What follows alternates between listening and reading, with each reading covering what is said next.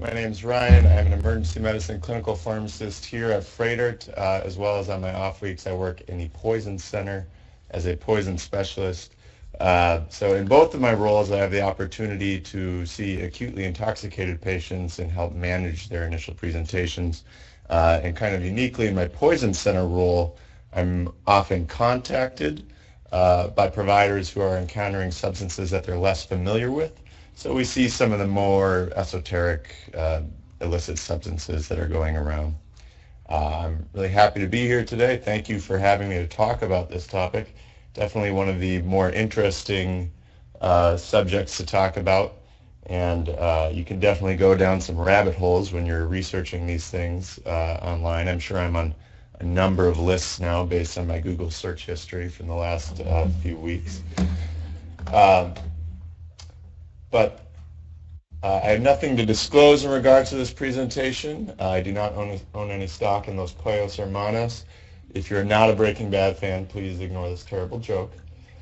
Today we're going to describe some of the trends of novel substances of abuse within both Wisconsin and North America. I want us to be able to recognize toxicities associated with these novel substances and the clinical effects you might see from a patient who's exposed to them. And then we'll identify some resources for management of exposed patients. I failed to realize that I had a shift until 1 in the morning yesterday, so I'm pretty excessively caffeinated. I'm going to try not to just fly through all the slides, but there is a fair amount of content to get through. Hopefully it's not information overload, but I'm hoping everyone will be able to glean some good information from this. So, some epidemiology. What is killing Wisconsinites? Wisconsin, just like all of America, has seen an increase in drug-related deaths. Drug-related deaths are in fact now the #1 cause of unintentional death, more so than motor vehicle collisions in 30 out of 50 states. As you can see, we trail just behind the U.S. average in terms of deaths per 100,000. And this is for all drugs. In fact, for opioid-related deaths per 100,000, we're actually within the top 10. If we look at what's causing these deaths to Wisconsinites, we can see that opioid pain relievers are leading the pack. And this is followed closely by heroin and then trailed off by benzodiazepines and cocaine. And if we drill down into those opioid-related deaths, we can see that opioid pain relievers, prescription opioids, have been the leader for opioid-related deaths really since 1999. But a newer trend, at least within the last few years, starting in about 2010, is that heroin is starting to increase deaths related to heroin pretty significantly. Some of that may be related to newer contaminants within heroin or newer opioids that are being added to heroin. So we'll talk about that a little bit as we continue on. But heroin is really starting to rise into place and almost match the amount of deaths related to prescription opioids. And as no surprise, most people who use heroin, around 85% of them started with a prescription opioid. So that's what's showing up at the medical examiner and what they're finding post-mortem and autopsy. But what are Wisconsinites abusing at home? If we look at data from state-funded treatment programs, we can see that rates of alcohol substance use treatment are kind of the same. They haven't moved that much. That's not that much of a surprise in Wisconsin. We love our PBR and our New Glarus. But some significant trends. Heroin use since 2005, or at least treatment for heroin substance abuse, has almost quadrupled, indicating possibly either more people are seeking treatment or more people are using heroin and need treatment. Opioids, so other opiates, have almost doubled since 2005. One plus side is that crack cocaine substance use treatment has decreased to about a quarter of what it was in 2005.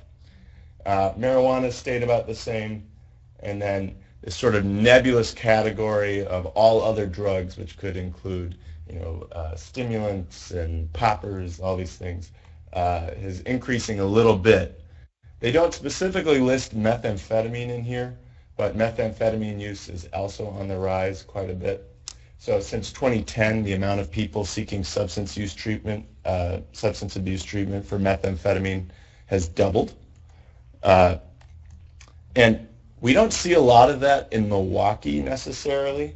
Milwaukee's relatively safe from the meth epidemic of Wisconsin because 90% of recovered meth by police officers is kind of the glass or shard methamphetamine that is tracked to distribution from Mexico. So this is people in Mexico with a big clandestine lab making high quality meth versus the person cooking up meth in their soda bottle in the trunk of their car.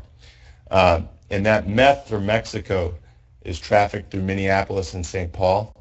So if we look at the meth-related arrests, you could see there's been a massive increase in Eau Claire County, Prairie du Chien, the western portion of Wisconsin.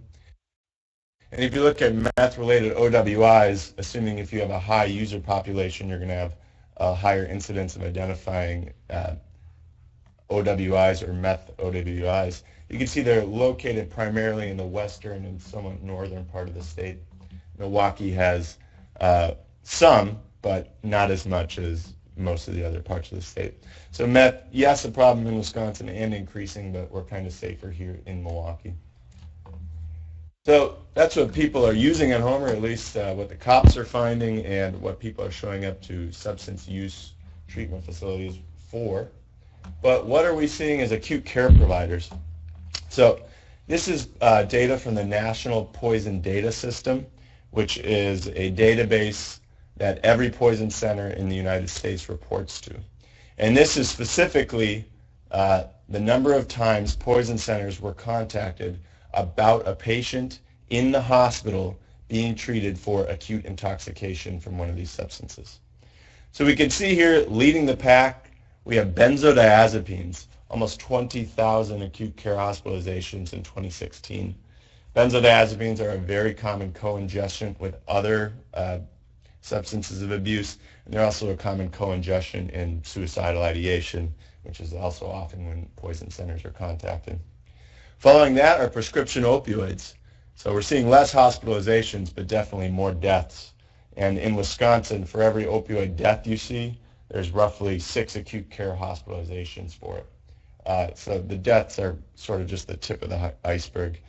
There's certainly a lot of other healthcare utilization prior to that death occurring. And then we have the very familiar substituted phenylethylamines and hallucinogenic amphetamines. So I think some of these look very familiar to us: benzodiazepines, prescription opioids, meth, methylphenidate, marijuana, cocaine, LSD, maybe even mescaline and PCP. These substances have at least been popularized in a lot of media. Fear and Loathing in Las Vegas, pretty famous drug use movie, has talked about all of these at one point or another. And I think most acute care providers are familiar with how to manage these intoxicants. But some of these drugs may be less familiar.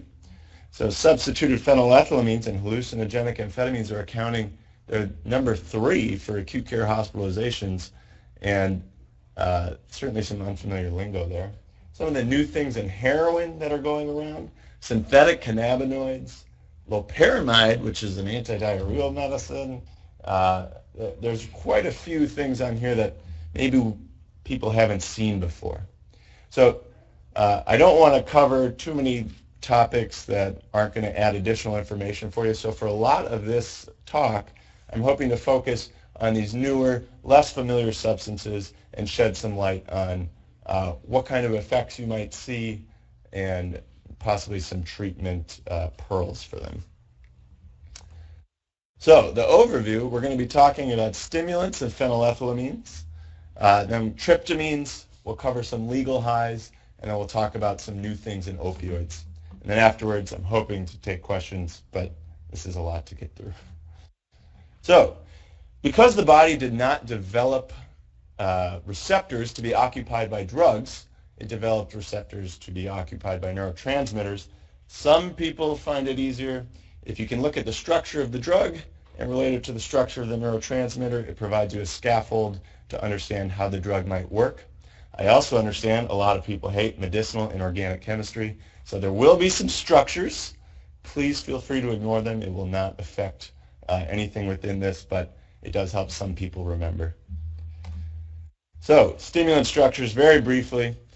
This little 6-carbon ring with 3 carbon-carbon double bonds is called a benzene group, and if you attach 2 hydroxyls to it, it's called a catechol. And then this is an ethylamine, meaning a 2-carbon nitrogen group. And if you put them together, we have what's called a catecholamine.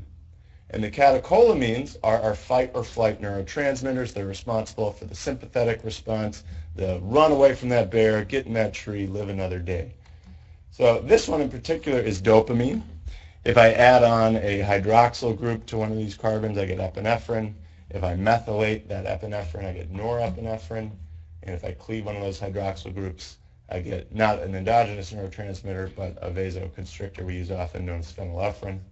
So these small changes in the structure of this catecholamine lead to pretty significant receptor affinity profiles.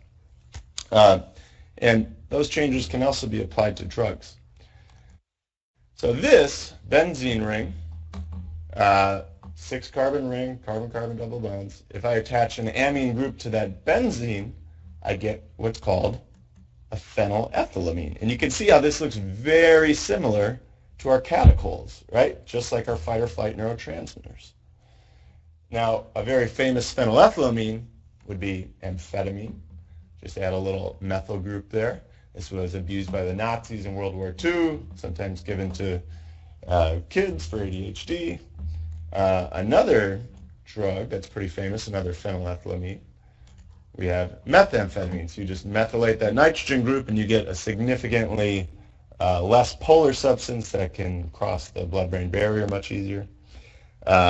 This is well known for abuse within, well, even in Wisconsin. Can also be prescribed to kids for ADHD.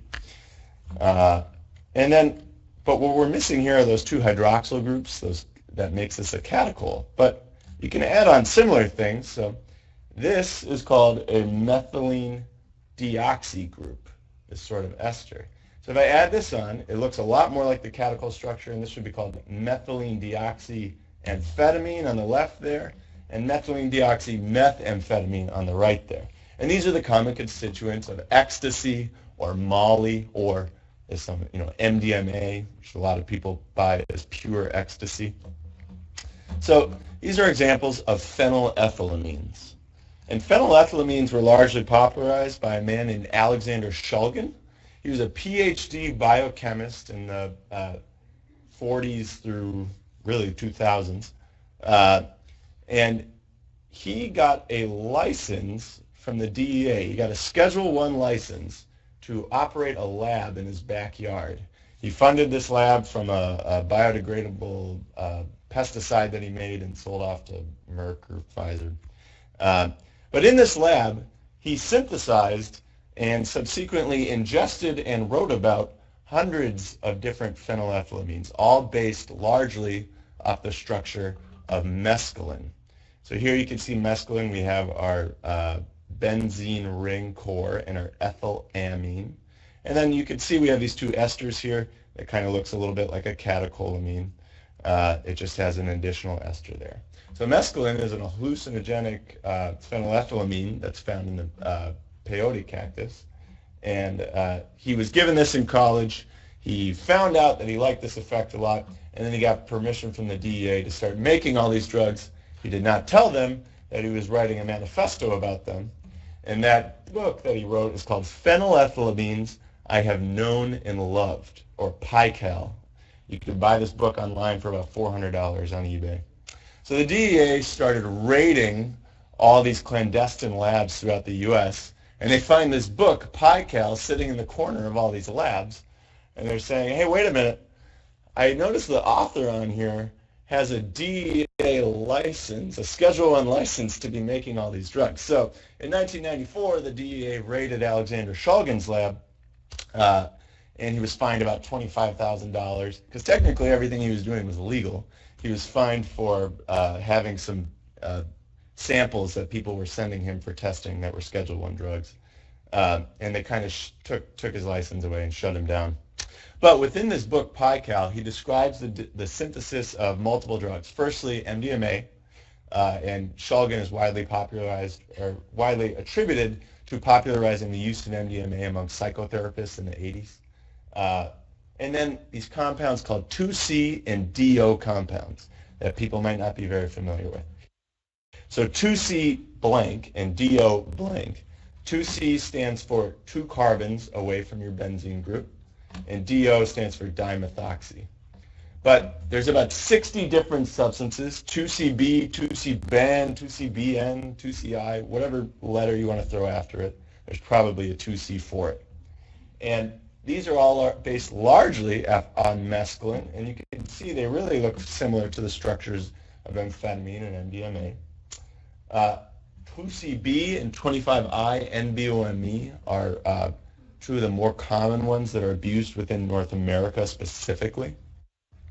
But because they're largely related to ecstasy and mescaline, you see the similar types of effects. So they work via dopamine agonism as well as some serotonin 5-HT2A receptor agonism. So the clinical effects we see are primarily sympathetic, though. They're that fight or flight catechol kind of structure. So we're going to see hypertension, tachycardia, diaphoresis, certainly see euphoria, and on the other side of that, agitation and paranoia in people who are acutely intoxicated. They're slightly serotonergic. It's not their primary mode of action, but you can see mild hallucination. People commonly describe trails after seeing bright lights, things like that. Some patients who are on these drugs, or who present to you on these drugs, may present with significant hyponatremias, and that's because these are usually ingested as a club drug.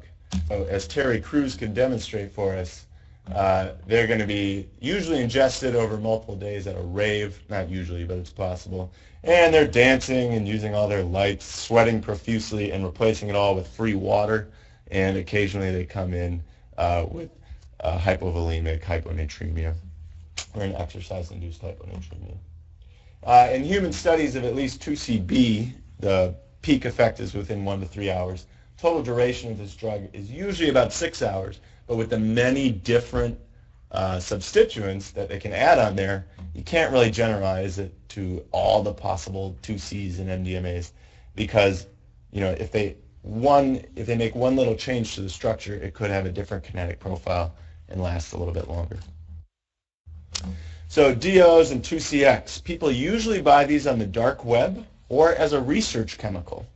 It wasn't until 2013 that the substituted phenethylamines such as 2CB and 25I NBOME were made Schedule I substances in the United States, meaning up until 2013 you could just buy these, oftentimes from distributors in Japan where it's used as a plant research chemical.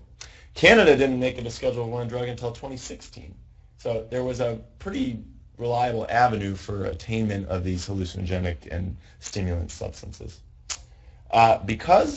So for most commercial drug assays, they do what's called an ELISA, or an enzyme-linked immunoassay. You have to know the structure of the drug in order for that test to pick it up in a screen. They constantly change the structure of these drugs. So there's no real commercial assay that can pick up any of the 62C compounds. You could do mass spectrometry to evaluate, to actually figure out what the drug is, but that's a send out to a lab far, far away. So you're never really going to be able to routinely detect these substances due to their frequent change of structure. And that frequent change of structure also often puts them into a legal gray area, allowing them to stay legal depending on how differently they're changed from the initial substance. Okay, another stimulant structure here. We have our benzene group, we have our ethylamine. This time we have a carbon-oxygen double bond, and this is called a cathinone.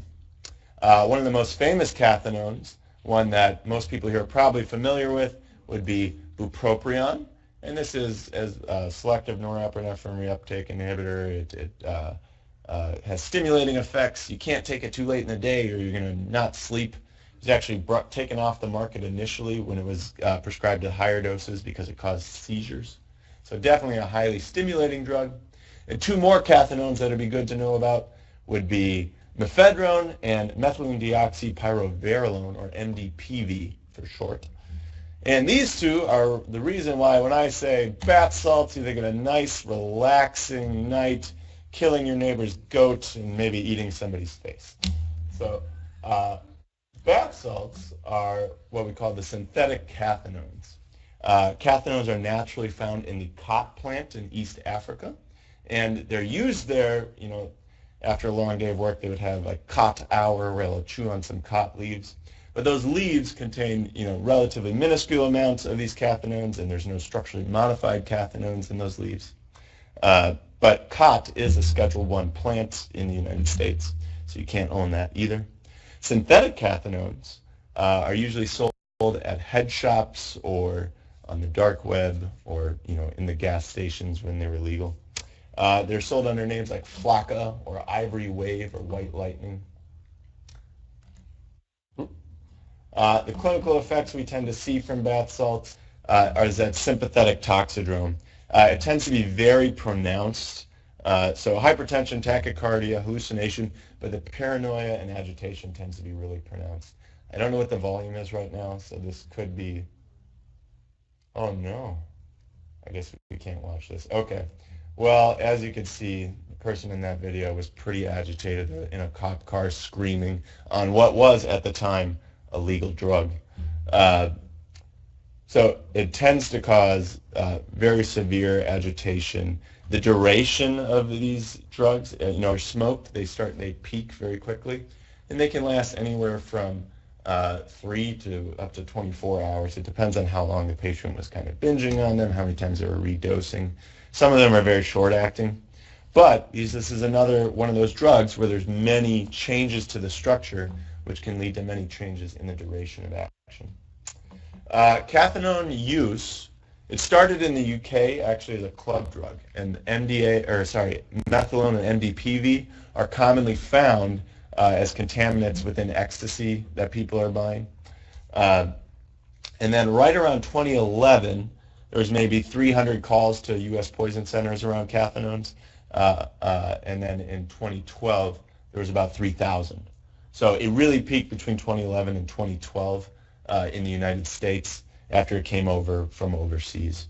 So we were trying to figure out what exactly these did. There was quite a few different case series looking at the types of toxicities of people presenting with cathinone intoxication. And just like we would expect, if we look at a total N of about 300 patients, cardiac, psychiatric, and neurologic effects are the most common. If we try to drill down into what those effects really were, at least in one clinical case series of patients presenting to Michigan emergency departments, out of 35 patients, about 2/3 of them had agitation, another 2/3 had tachycardia. Okay, there's our psychiatric and cardiac effects. Delusions and hallucinations were common.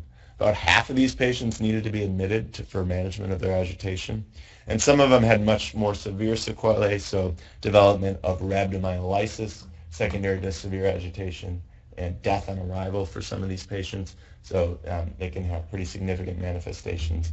Seizures have also been reported. Cardiac chest pain is not uncommon when it comes in. The cathinones themselves, as I said, supplied in head shops. In 2012, Obama passed the Synthetic Substances of Abuse Act, which outlawed 4 of the primary cathinones that are usually precursors for making other cathinones. Mephedrone, MDPV, and methylone were part of that. That act also outlawed a lot of synthetic cannabinoids. And the Federal Analog Act of 1986 makes it so anything that's structurally similar to those and is designed for human consumption and has psychoactive properties is also a Schedule I substance. So if people are making modifications of mephedrone and MDPV, those are still illegal if they're for human consumption. So the way people get around that is they say, oh, this is mephedrone plant food, warning, not for human consumption. Do not consume this. Buy all your plant food at this head shop down the street, and definitely don't eat it. But people do not seem to listen to these warnings. There's hundreds of different synthetic cathinones that are available. Some of them there are urinary drug screens for. We don't have one here at Freighter. But they're not very useful because, just because it's a negative test, because of the hundreds of different possible cathinones, you can't rule out that they didn't take one. Okay. Shulgin did not stop with phenethylamines. He also wrote a book called Tryptamines, I Have Known and Loved, that he released in 1997. So, tryptamines, this is a tryptamine molecule, and then this is a molecule of serotonin. You can see they're almost identical minus this hydroxyl group here. So tryptamine-based compounds tend to be highly serotonergic. They have a high affinity for serotonin receptors, and we tend to attribute that to their high hallucinogenic properties.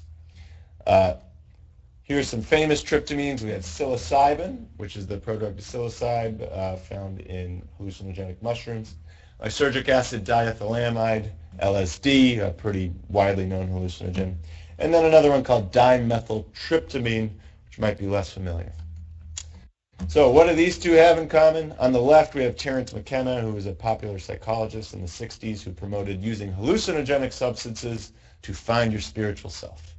And on the right, we have a shaman from Peru who is also promoting the use of hallucinogenic substances to find your spiritual self. And they are both promoting the use of dimethyltryptamine. Whoops, there we go. So dimethyltryptamine, commonly known as businessman's trip due to its very short duration of action when smoked. Popularized by Terence McKenna in the 60s and again by Joe Rogan in the 1990s and 2000s. Joe Rogan is a UFC fighter with a very apparently influential podcast, and he talks about this a lot. DMT has been used by South American shamans in rituals for many years, but has only recently found its way to North America. It's available in two forms. One would be a crystalline powder, and that crystalline powder is usually made from a plant extract, and every year we usually hear about a DMT lab bust. Let's see if any of these YouTube videos actually work. It's a drug so rare, most police departments have never heard of it until now. Waukegan police arrested 2 people after the discovery of a DMT lab. CBS 2's Suzanne Lemonniot explains. This is DMT. The rare hallucinogenic drug is known on the street as businessman's trip or Dimitri. This is something the Waukegan Police Department has not seen before. Yes, this is a new drug for us. So, just to show you their quote-unquote lab. So typically this is a bunch of college students. They have some plant bark that's sitting in a solvent and a couple jars of solvent. There's a couple busts every year. There's one in Appleton, I think. It's not like a big meth lab. It's kids using stuff they bought at the hardware store to make things. So you don't have to worry about people's houses exploding or EMS, first responders, being exposed to anything that dangerous.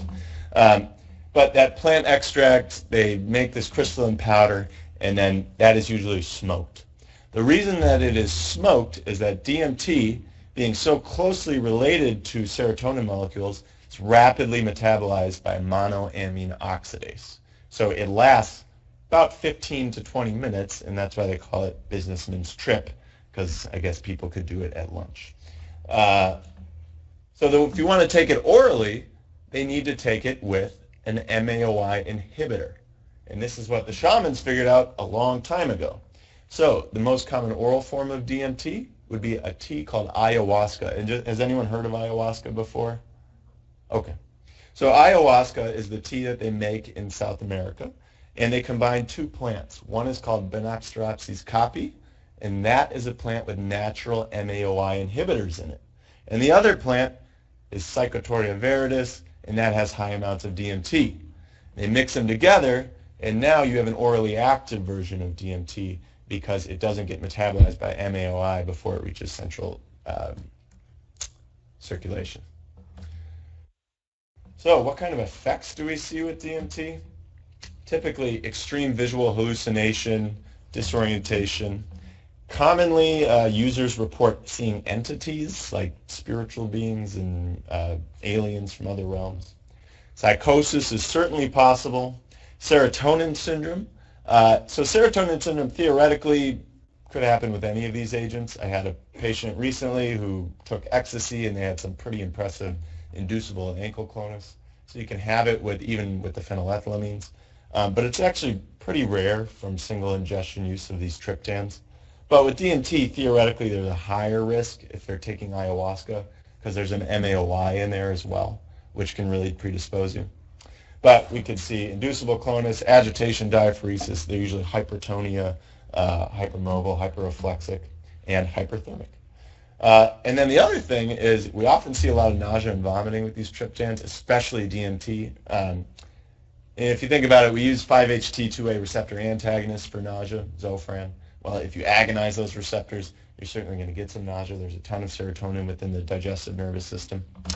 So because this is legal in South America, a lot of people tend to go there and videotape themselves taking DMT.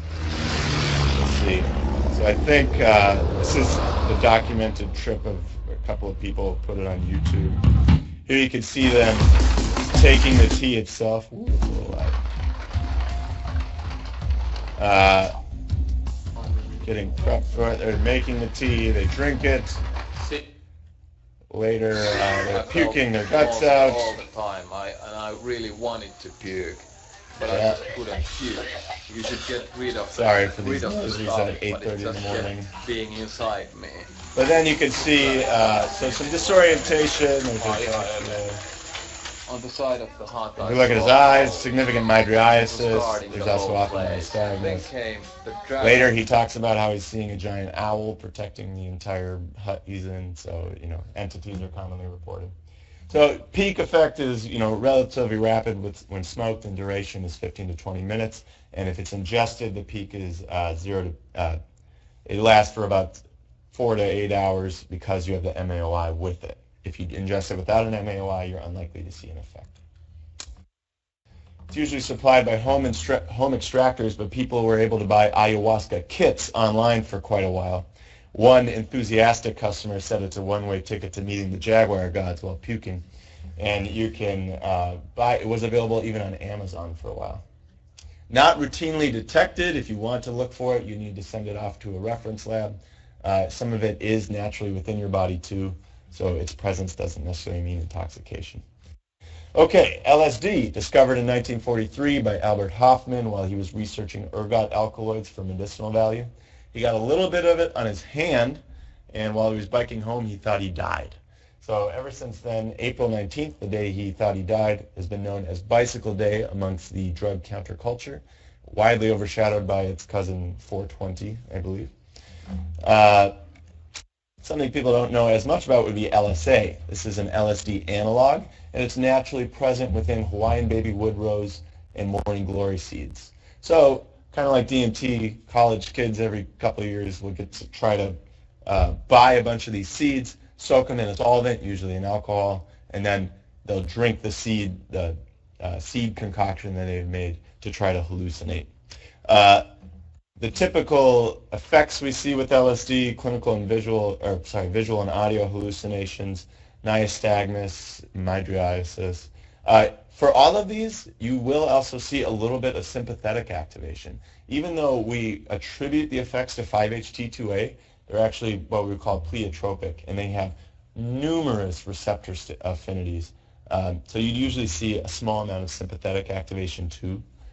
Just not to the same degree as you would see with things like phenethylamines.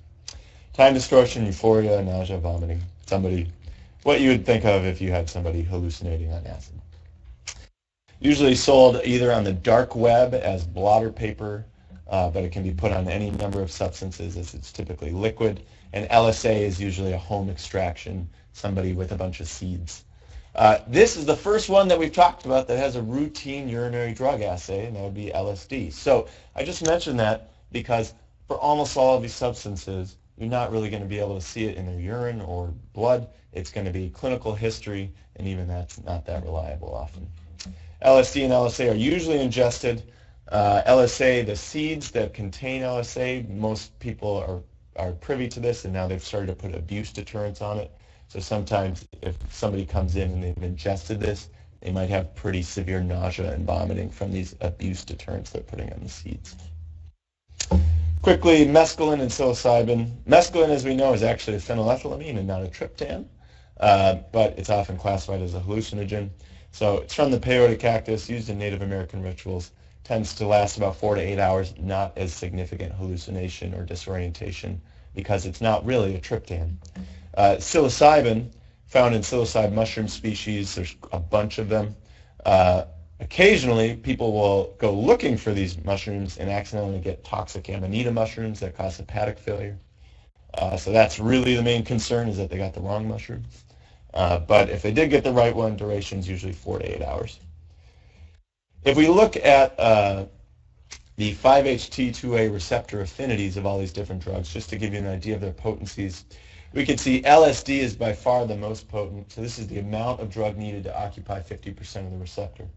You need about a tenth of the amount of LSD as you do psilocybin, so it's about 10 times more potent than psilocybin, which is itself about 5 times more potent than DMT, which is itself quite a bit, almost 20 times more potent than mescaline. And that kind of makes sense because we know mescaline is a phenylethylamine, so not as high of a serotonin receptor affinity. Okay, that was a lot of information. Stimulants and tryptans. Derivatives of PEA would be meth, 2CX, cathinone, MDMA, and mescaline. And the effects we would see from those are going to be primarily the sympathetic toxidrome, and we're going to see agitation, tachycardia, hypertension, diaphoresis, and then neuropsychiatric effects. You will also see some hallucination, but it's not going to be as pronounced. With the tryptans, you're going to see both sympathetic and serotonergic, with serotonergic kind of predominating. So you usually see hallucination, disorientation, nausea, and vomiting, and then alongside with a mild increase in heart rate and blood pressure. They all last, anywhere from 6 to 24 hours, and the onset is 1 to 3 hours typically. Treatment for all of these is really just supportive cares. There's no reversal agent. You want to protect your ABCs, give benzodiazepines or for agitation or antipsychotics if necessary. Monitoring CPK if serious agitation develops, because rhabdomyolysis can certainly occur, especially from the stimulants. And treatment of serotonin syndrome if it does develop. Majority of these are not detectable in any routine assay. So you kind of have to go off what they say they took. If it was a club drug, whatever they bought was probably something else. The 2Cs are often sold as MDMA or LSD and vice versa. Cathinones are often found within MDMA and MDA. Doesn't really matter, you're going to treat it all the same. Plant concoctions could be ayahuasca, LSD, mescaline, or psilocybin. And if they bought it at a gas station or a head shop, it may have been a cathinone. It could have been a synthetic cannabinoid, or it could have been Salvia Divinorum. So these are good transition into our legal highs and lows. So what can you buy at your local gas station? Talk quickly about Salvia Divinorum. This is a plant that's found in Mexico and was used by Aztec shamans for rituals for many years. There's numerous compounds in the plant, but the primary psychoactive substance is salvinorin A, which is actually, a lot needs to be found out about the pharmacology, but it's a potent kappa opioid receptor, which is actually thought to be responsible for a lot of dysphoria associated with opioid withdrawal. A lot of people report dysphoric reactions when taking this drug.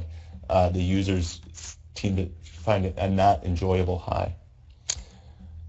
The clinical effects you see with salvia, usually extreme visual hallucination, psychosis, obtundation, and rapid resolution. So it's legal in many states, so people tend to record themselves doing it. Hello, and welcome to Gardening on Salvia. I'm Eric, your host. Today we're going to learn how to plant a curry plant in our garden.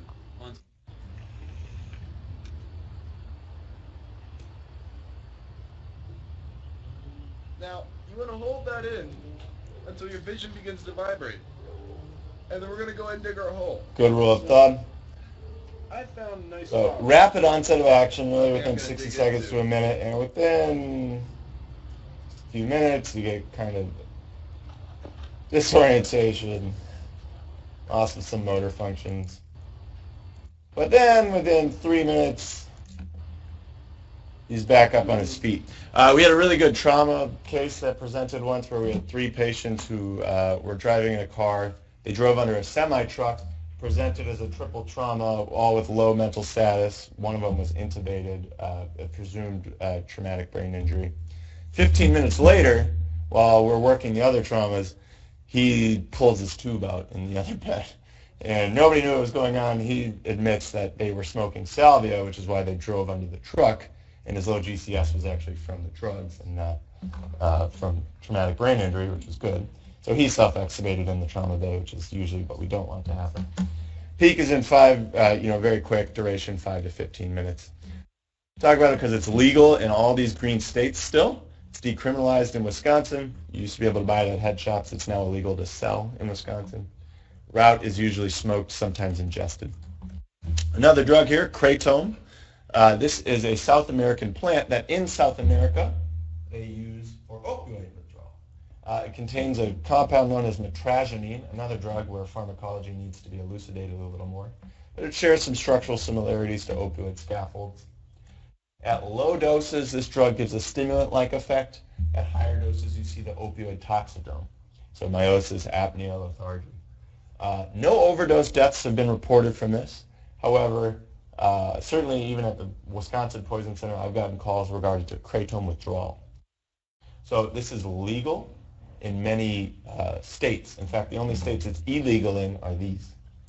Wisconsin being one, but you can hop over to Minnesota and find this anywhere. It's usually purchased in head shops or online. And people are taking it either because they enjoy the stimulant effect or because they're trying to withdraw from opioids and they think this will ameliorate that. But then they have the kratom withdrawal to deal with. We treat it just like an opioid withdrawal generally. There's no case reports of severe death or anything from kratom withdrawal.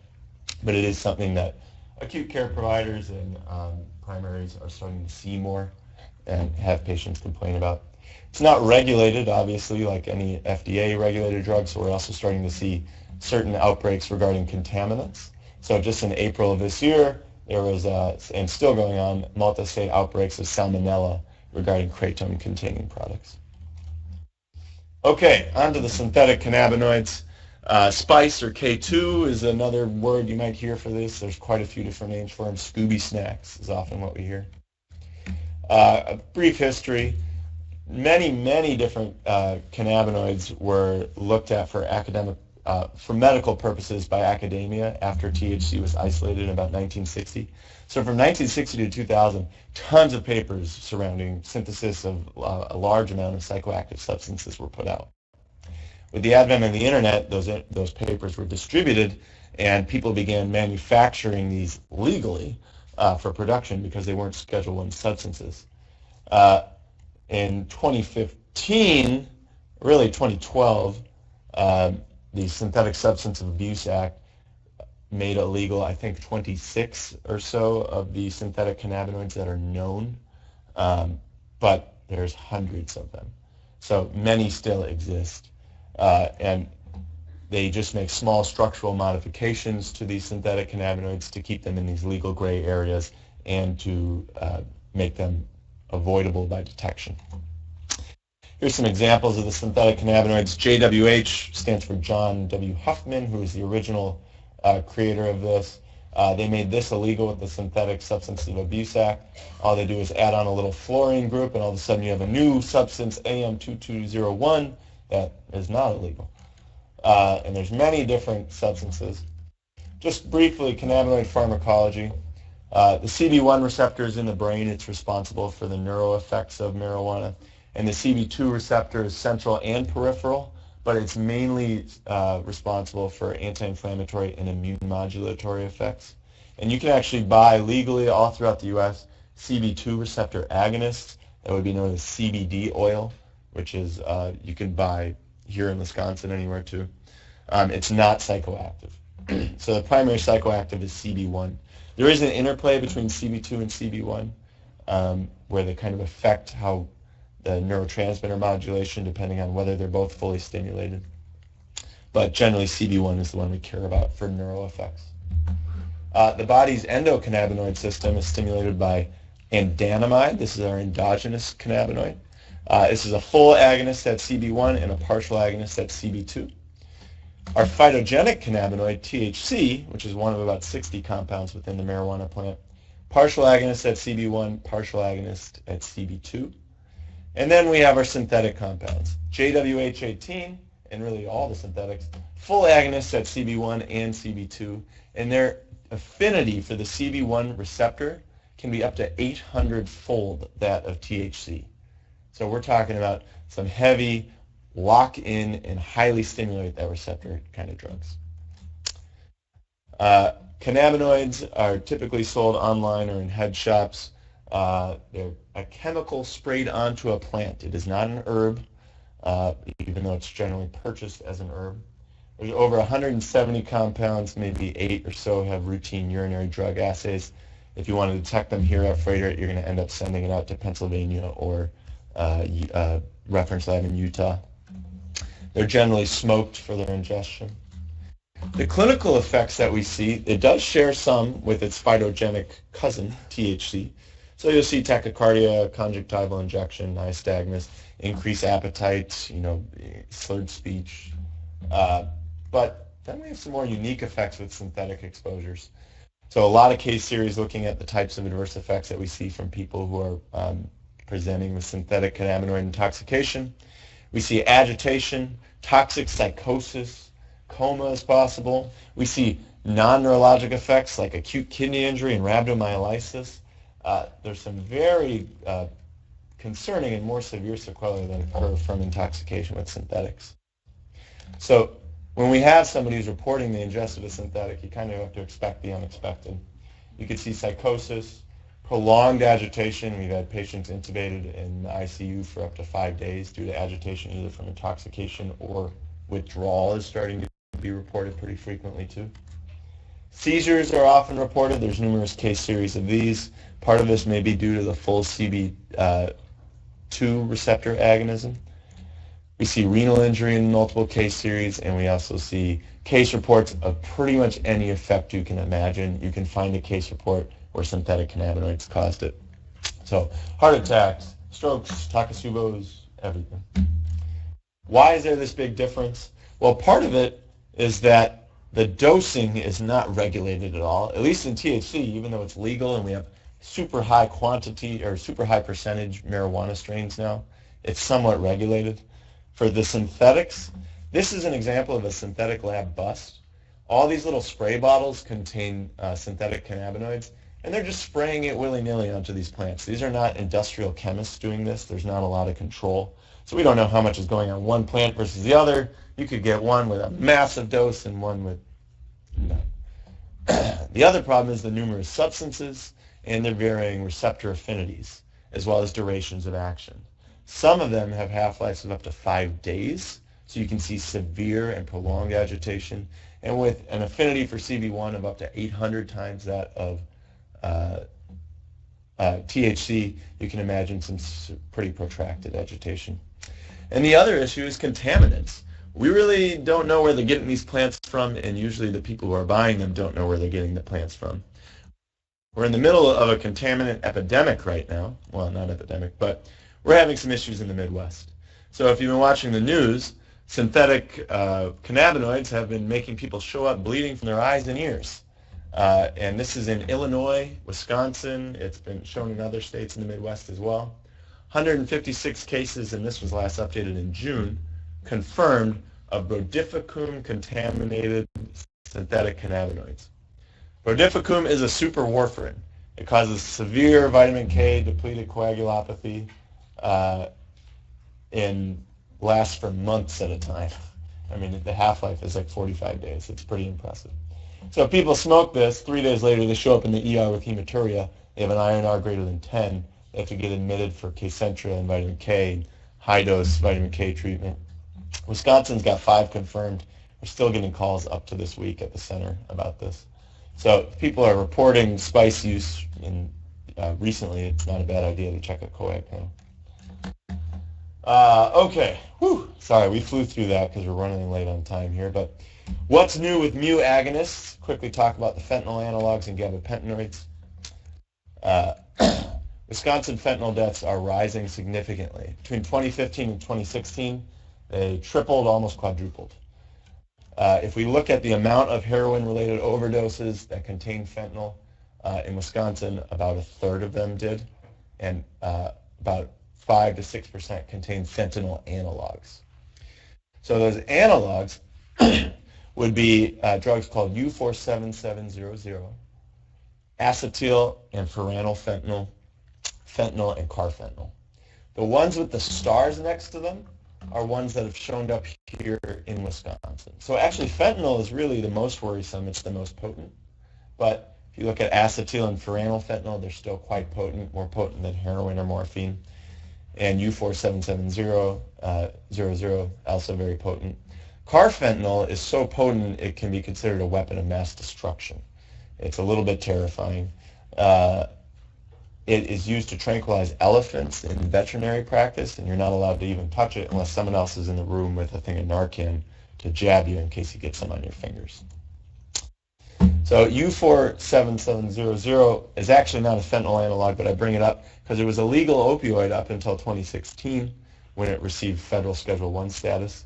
But it was another opioid that people were looking for a new way to treat pain. It wasn't scheduled, so people, it was academically designed, and people started buying this from legal production.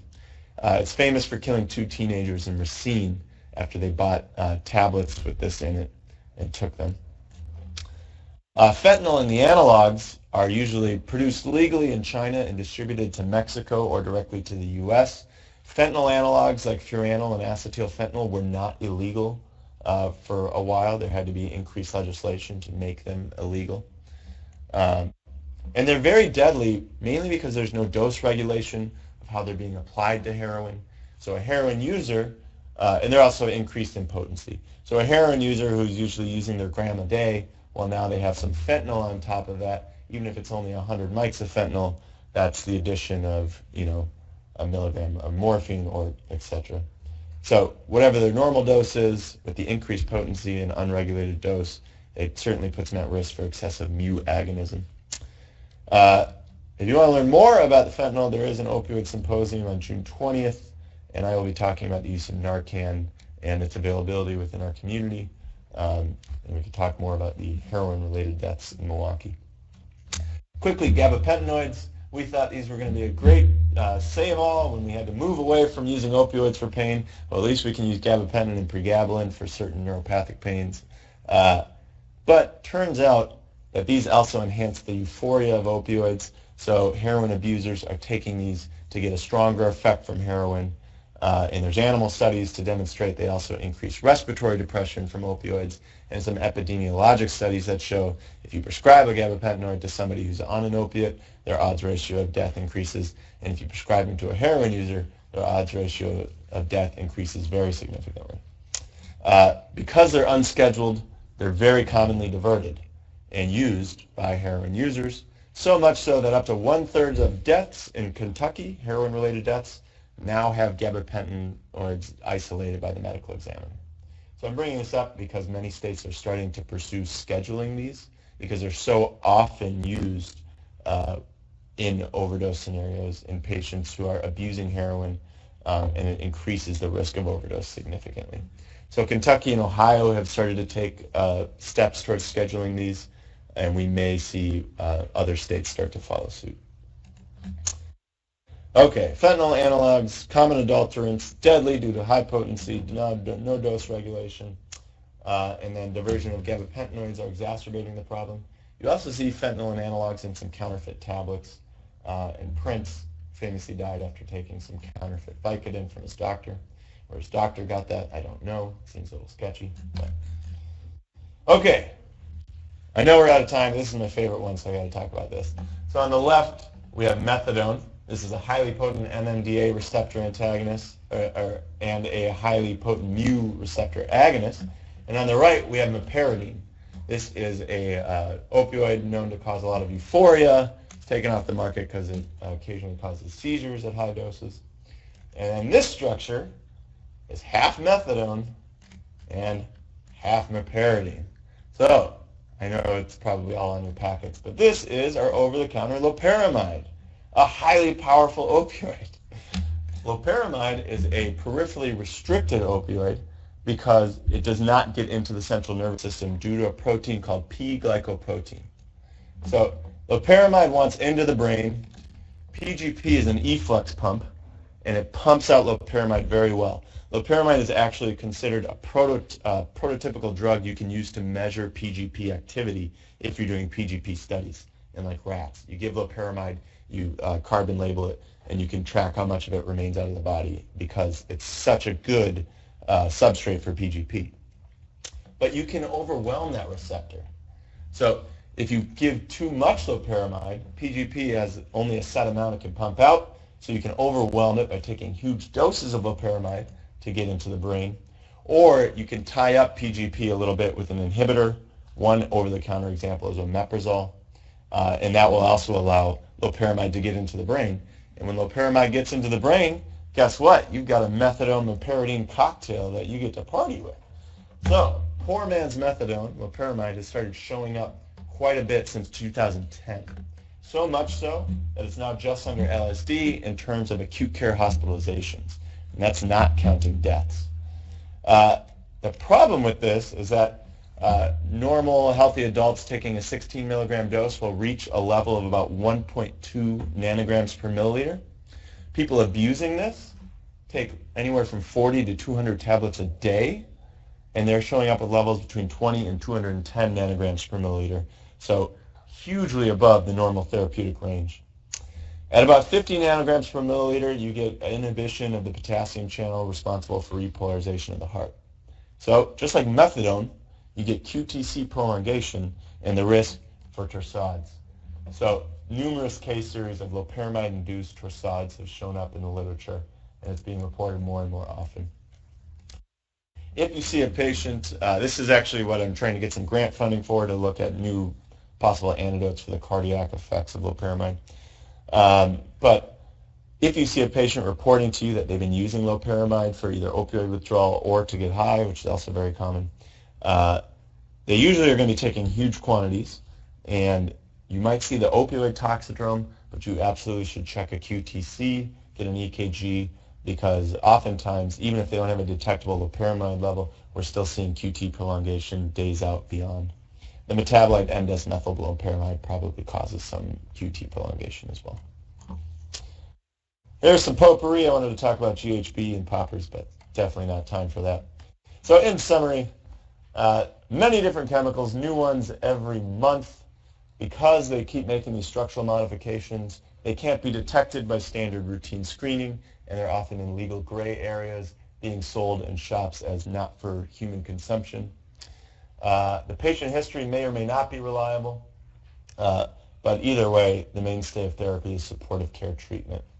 Finally, I'd recommend if you do have a patient who is intoxicated in one of these substances, contact your local poison control for two reasons. One is for surveillance.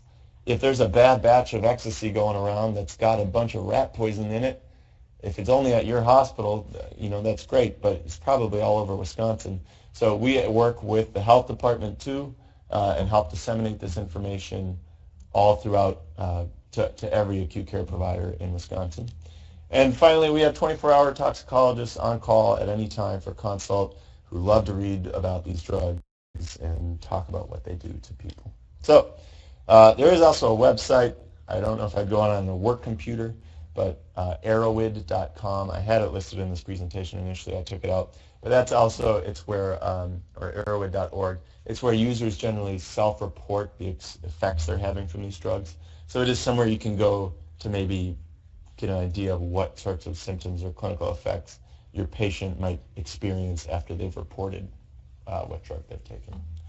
I am very sorry for talking so fast. There was a lot of stuff to get through.